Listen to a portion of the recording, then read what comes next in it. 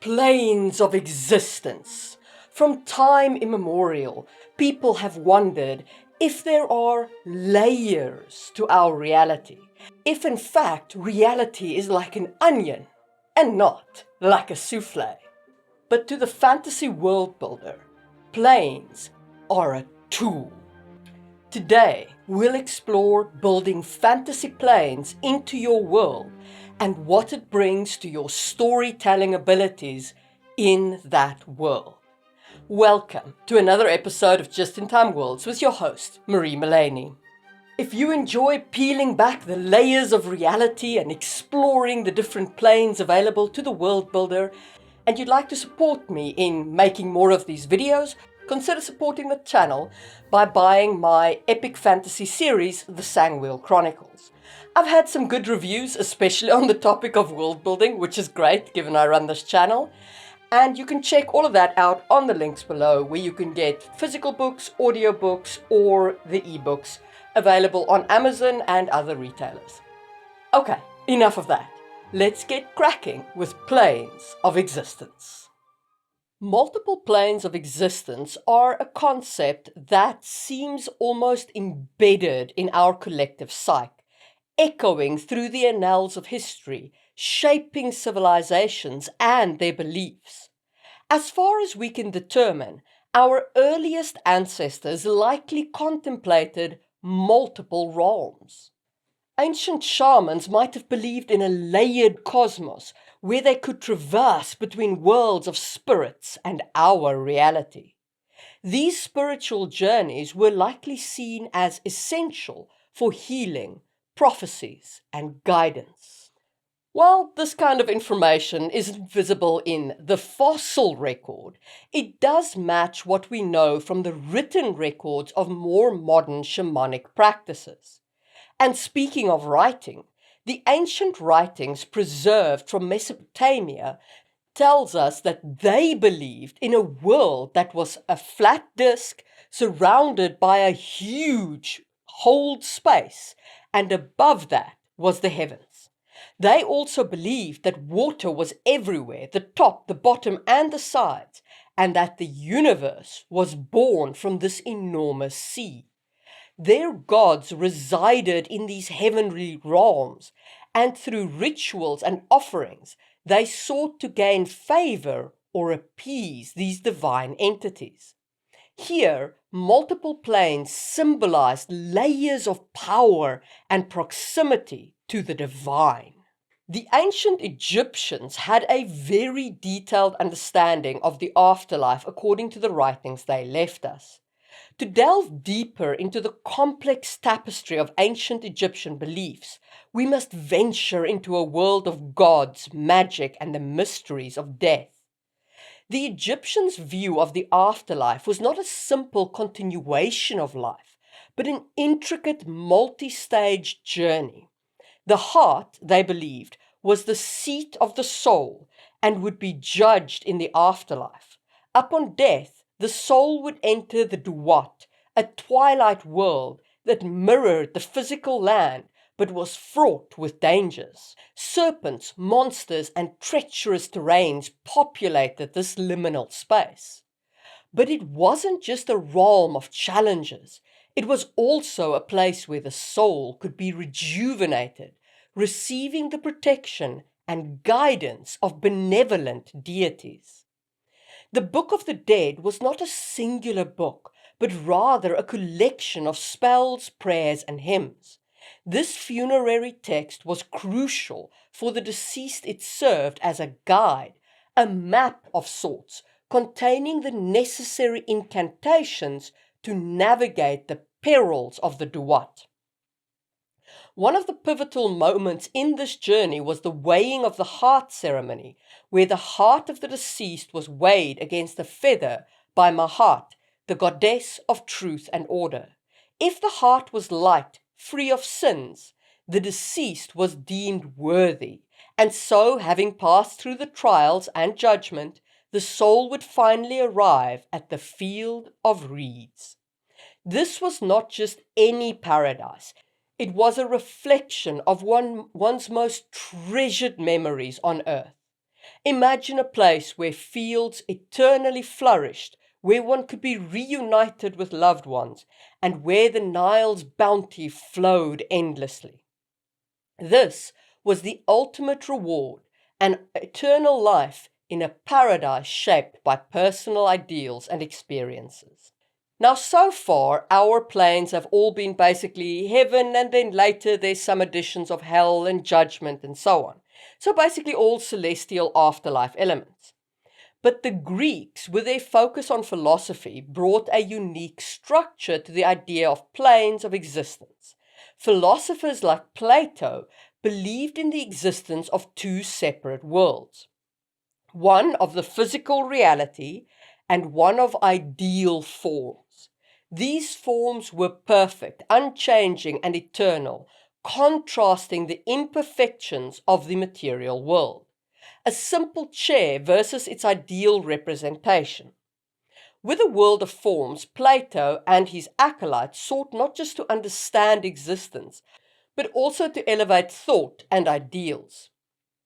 Plato believed we all had souls long before we were born, and we got acquainted with the world of forms before we were born into this material world that we inhabit now. He also believed that true wisdom could only come from understanding the true world of forms that lies beyond this world, and he believed that you could draw power from there. Those ideas of Plato's were merged into Christianity and Islam during the Middle Ages. Heaven, hell, and purgatory all became structured planes that dictated moral codes and societal norms. Scholars debated and wrote extensively on these realms, shaping the fabric of medieval society. And that's more or less what happened in the West. But in the East, they had a different tradition of planes. Beliefs like Hinduism and Buddhism conceptualized a cyclical universe with multiple planes. From the mortal realm to the heavenly abodes, these planes explained karma, reincarnation, and the path to enlightenment. Yoga and meditative practices evolved as methods to transcend these planes. Across the world, cultures, tribes, and societies have had their own interpretations. Whether it's the Norse connecting the realms via Yggdrasil, or whether it's the Native American beliefs of the spirit worlds guiding their daily life, these planes served as explanations for the unknown. They provided hope. They became the bedrock of laws, rituals, and daily practices. Today, we talk about the potential for multiple universes. We talk about quantum realms and different physical dimensions. So, for all of our knowledge, even in this day and age, we want those concepts of worlds that exist beyond our own. And that's why it's worth thinking about your world and the planes of existence. Are there separate planes of existence in your world? Even if there aren't, do your cultures believe that there are separate planes? Those questions are both worth answering. So if you've enjoyed this video so far, hit the thumbs up button and let's talk about real planes of existence and what they offer you as the world builder. So now that we have a reasonable grounding in history and we've observed how various cultures and belief systems have envisioned multiple planes of existence, let's shift our focus to fantasy world building. Crafting these planes can give you some excellent tools for your worlds, enabling vast landscapes of lore, magic, and conflict. So first, let's talk about planes as a power source. One of the most common uses for planes is as a source for magic. Picture a world where mages, instead of drawing magic from within or from the natural elements, tap into other dimensions or planes. This concept allows for different schools of magic based on the different planes. For example, you could have a plane of elemental fire that could be the source for pyromancers. while a shadowy, ethereal realm fuels shadow walkers or illusionists. The relationship between the planes and magic users can also be varied and symbolic. It can even be parasitic or confrontational. This allows you to introduce some great limits in your magic system. If the mage can't reach the required plane for whatever reason, no magic for them. You can have different parts of the world correspond with different magical planes. So mages of different planar persuasions would naturally migrate to certain part of the world, giving you an interesting distribution of magic. You can even have the planes be a central cause of conflict. If too much power or too little power comes from them, your protagonist might need to figure out what's going on. So there's definitely a lot of potential with using extra-dimensional planes as a part of your magic system.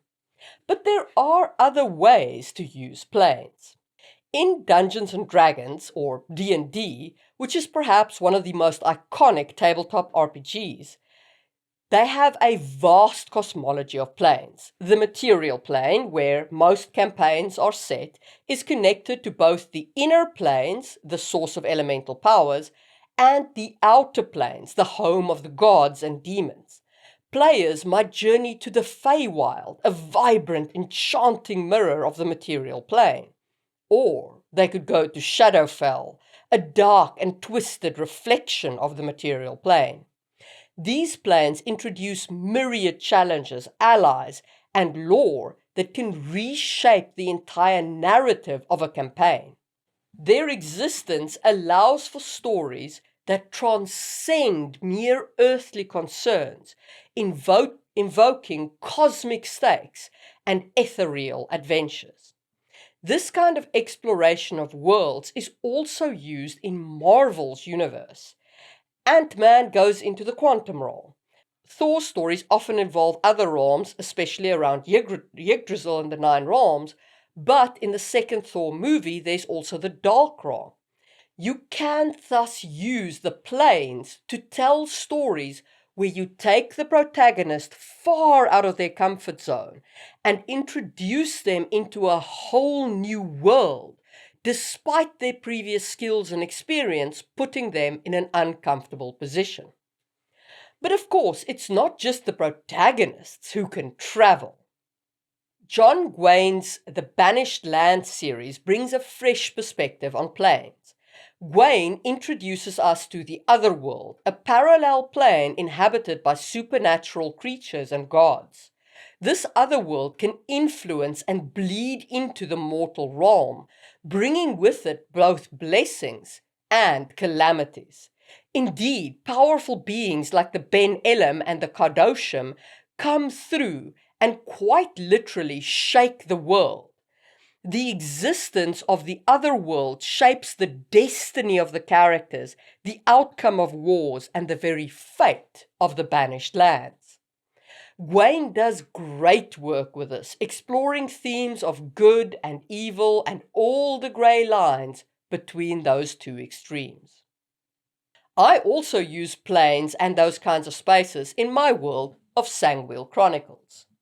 I have these planes where people can observe an apparent record of the past as if they were present in that moment, if they had experienced some version of it. They can't interact with the past, but they can see it.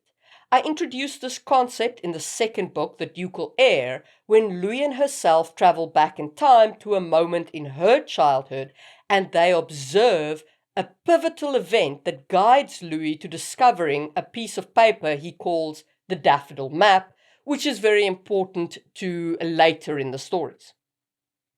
There is also the Elamar realm, which is in the present, where the powers that fuel magic is directly observable and can be interacted with, though at some risk to the mage. And it is only in the Elamar realm that these powers can directly be manipulated, but that can't be sent into the observable world. So what happens in the Elamar realm stays in the Elamar realm. And this is very important in book 3, where the bad guy attacks the characters through the Elamar realm, and they have to respond in the space that they are not familiar with. And I have a couple of other weird spaces and planes that I play with. Now, the reason why I introduced these elements is to allow me to explore the concept of a permanent past and how that affects the future and free will, which are thematic components that I play with in some of my minor themes. It also allows me to introduce threats that separate the protagonist from their support structure, since only some people can enter these strange realms. And of course, you can also use planes as your afterlife. Rick Riordan does this in the Percy Jackson universe. Hades rules over the underworld, and there he judges souls who can in fact go to Elysium or end up in the planes of punishment. This realm of death still serves as a place where heroes can journey to, but it also allows Riordan to explore the concept of justice and if it's fair to punish someone eternally, and what that kind of punishment results in the people who suffer it. This is, of course, the classic use of planes of existence, and as a world builder, you can certainly include such an afterlife. Of course, that also means that your people have something like souls or spirits, which is worth thinking about. So there's a lot of additional baggage that comes with an actual real afterlife, which is not to say don't do it. I think it offers some great thematic elements to include a real afterlife. But be aware of the additional decisions that you are taking by making your afterlife real. Law of unintended consequences and all that. So, there are some really good reasons to introduce real planes into your world that your players or characters can interact with. They provide avenues for characters to grow, face challenges, or even redefine their beliefs. Planes can establish intricate magic systems. They can introduce unique creatures and races and present profound philosophical questions. They act as reservoirs of history, mystery, and possibility. But even if you don't have real planes in your world, it is worth considering what the cultures of your world believe to be the truth. After all, I don't think Plato was correct with his true forms versus the actual real object. But I can't prove that he wasn't, and his philosophies shaped a lot of our current world views. Just because his planes didn't allow him to draw an actual rabbit out of a metaphorical hat doesn't mean they weren't important. So, as you craft your worlds, think of the planes as your canvas, limited only by the boundaries of your imagination. Whether you want a backdrop for divine intervention, or sources for diverse magic, or simply realms that echo with ancient prophecies, the planes are your gateways. So whether you're inspired by ancient myths, classic RPGs, or modern fantasy tales, let the ideas of multiple planes guide your narrative, layer by intricate layer. How would you incorporate planes in your world? Let me know in the comments below. And those are my thoughts on planes and their use in fantasy worlds. Don't forget about my books if you want to support the channel, but another way you can help the channel is by clicking on my video on the written word in fantasy settings, which is on screen now. Watching 2 videos in a row on my channel helps the algorithm know that my channel is loved. So please, clicky.